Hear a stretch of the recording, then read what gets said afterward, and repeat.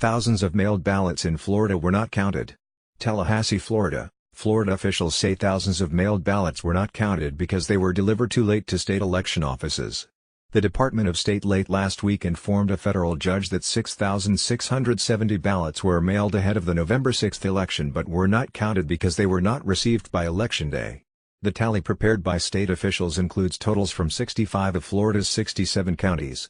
The two counties yet to report their totals are Palm Beach, a Democratic stronghold in South Florida, and Polk in Central Florida.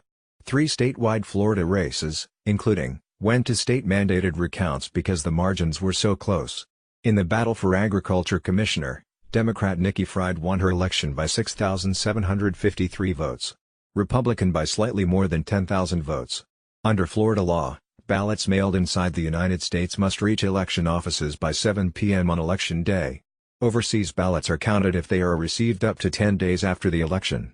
A group called Vote Vets Action Fund along with 2 Democratic organizations filed a lawsuit a few days after the 2017 election that argued the ballots should count if they were mailed before Election Day.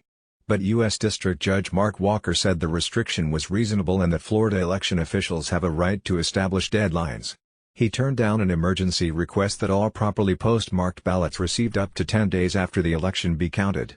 The lawsuit, however, is still pending and Walker asked that state election officials report how many ballots were mailed before Election Day but ultimately were not counted.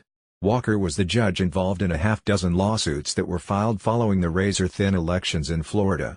In a separate lawsuit filed last month, Walker gave voters extra time to fix their mail-in ballots if they were not counted because their signature on their ballot envelope did not match the one on file with local election officials.